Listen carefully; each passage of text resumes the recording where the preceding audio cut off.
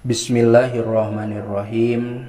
Ngalajengkeun hancadaresan kitab Dzurratun Nasihin halaman 165 kantun qauluhu an Abdirrahman ibni Aufin. An Abdirrahmani diriwayatkeun ti Abdurrahman ibni Aufin bin Auf. Hadis diriwayatkeun ti Abdurrahman bin Auf anin nabiyyi anjeunna nampi ti Kangjeng Nabi alaihi salatu wassalam. Alaihi eta muga tetep ka itu Nabi as-salatu ari rahmat wassalamu sareng kasalametan. Diriwayatkeun naon annahu lafad annahu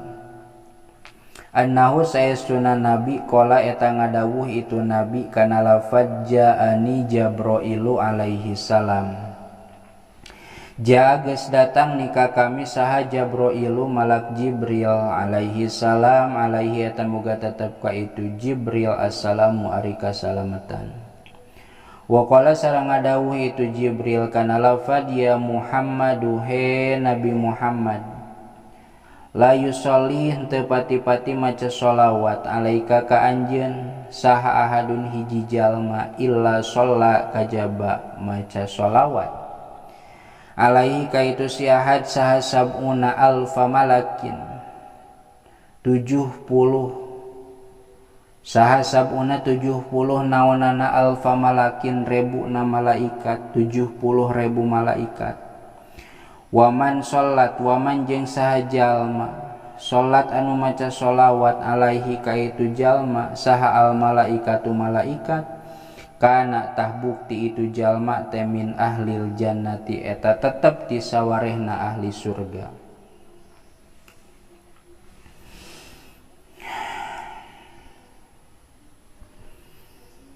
Dina ieu hadis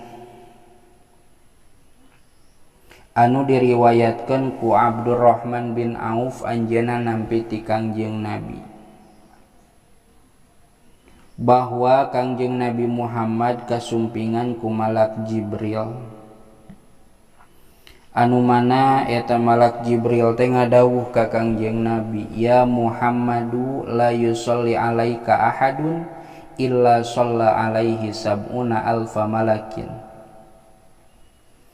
wa man sholat alaihil malaikatu kana min ahlil jannah. 2 poin anu didugikeun ku malak Jibril ka Kangjeng Nabi atawa nu sok nyebut malaikat Jibril mangga-mangga wae eta mah nya ulah teuing jadi parasea antara malak jeung malaikat. Nu nyebut malak pedah ari malaikat teh jama ari mufradna malak. Referensina tina surah Yusuf ayat 30 in hadza illa malakun karim duka 30 hiji didinya dibahasakeun in hadza illa malakun karim henteu malaikatun karim. Anu nyebut malaikat referensina pedah we dina Quran loba lafad malaikat mangga eta mah nya bade malak bade malaikat nyebut nama. Saur malak Jibril ka Kangjeng Nabi nyarios ya Muhammadu la yusolli alaika ahadun illa sholla alaihi sab'una alfa malakin henteu alfa malaikatin. Teu pati-pati maca sholawat hiji jalma ka anjeun kajaba 70.000 malaikat maca sholawat ka eta jalma. Hiji jalma maca sholawat sakali ka Nabi. Allahumma sholli ala sayyidina Muhammad wa ala alihi. Maka 70.000 malaikat maca sholawat keur eta jalma. Urang mah maca sakali ka Kangjeng Nabi. Balesanana 70.000 malaikat maca sholawat pikeun eta jalma anu maca sholawat sakali ka Kangjeng Nabi. Hiji ta poina teh meureun aya pertanyaan ari kitu naon untungna dipangmacakeun sholawat ku malaikat. Tadi dia diteraskeun ku malak Jibril wa man shollat alaihil malaikatu kana min ahlil jannah. Jalma anu pangmacakeun sholawat ku malaikat, jalma anu malaikat maca sholawat keur eta jalma kana min ahlil jannah, maka bukti eta jalma teh ti sawarehna ahli surga. Berarti mun dilampangkeun mah bisa kieu, jalma nu maca sholawat sanajan sakali maka eta jalma kemungkinan besar jadi ahli surga. Babari geuning ka surga teh babari, lamun teh mah teu nyieun dosa, teu nyieun kasalahan. Jelas urang ieu mah nya. Tuluykeun atuh ari jelas. Warwiya sareng diriwayatkeun anil Hasanil Basri ti Hasan Basri naon annahu lafad annahu saestuna itu Hasan Basri qala eta ngadawuh itu Hasan Basri ngadawuh kana lafad raaitu aba ismata, raaitu ningali kami ningali kuring aba ismata ka aba ismat Syekh aba ismat bapana ismat pil manami dina waktu sare pakultu maka ngucap kuring lahu ka itu aba ismat ya aba ismata kana lafad ya aba ismata ya aba ismata he aba ismat ma fa'alallahu bika maka naon perkara fa'ala parantos ngadamel saha Allahu Gusti Allah bika ka anjeun. Faqala maka ngadawuh itu Syekh Ismat atawa aba ismat kana lafad ghafaroli ghafaro parantos ngahampura Allah lika kuring. Pakultu maka ngucap kuring kana lafad bi ayyi sababin kalawan sabab anu mana kalawan sabab naon anjeun dihampura ku Allah teh.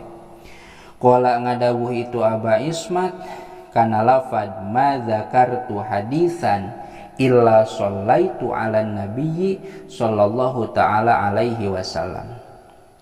Mazakartu teu pati-pati nyaritakeun kuring hadisan kana hiji hadis nabi illa sholaitu kajaba maca sholawat kami ala nabi ka kangjeng nabi sallallahu alaihi wasallam sallallahu taala alaihi wasallam.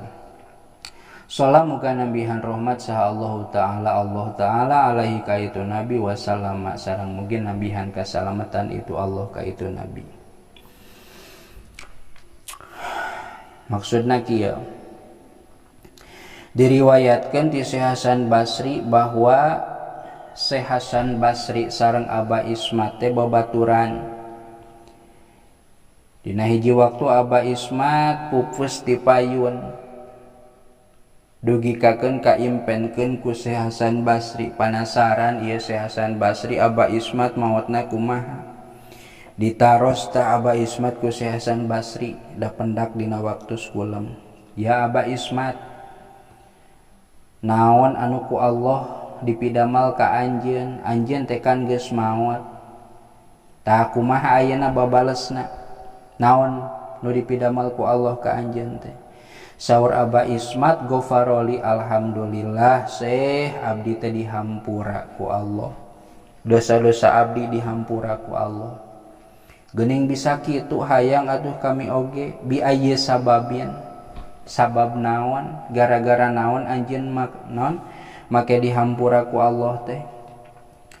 Qala saur Aba Ismat ma zakartu hadisan illa shallaitu ala nabiyyi teu pati-pati nyarioskeun kuring kana hadis kajaba maca sholawat jiga kieu meureunnya naon saur Kangjeng Nabi Muhammad atawa lamun zaman baheula bahasa Arab mah qala Nabi sallallahu alaihi wasallam. Urang ge osok geuning ayeuna nya Muhammad sallallahu alaihi wasallam. Gara-gara eta gara-gara maca sallallahu alaihi wasallam gara-gara lamun maca hadis teh da hadis ti Kangjeng Nabi sok dituluykeun ku maca sallallahu alaihi wasallam, gara-gara eta pisan kami dihampura ku Allah Subhanahu wa taala. Intina keur urang ulah pelit sakalian disebut ngaran Muhammad mah pek ucapkeun sallallahu alaihi wasallam, da teu berat ieu, teu berat teu bangga maksudna nya, anapun mampu jeung henteu nama nyaeta mah kumaha nafsu.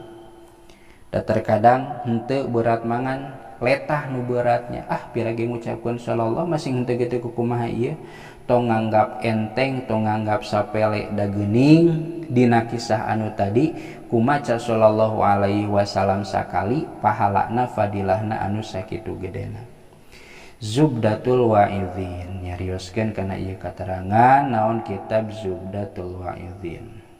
Ani Nabi alaihi salatu wasalam wallahu a'lam bissawab.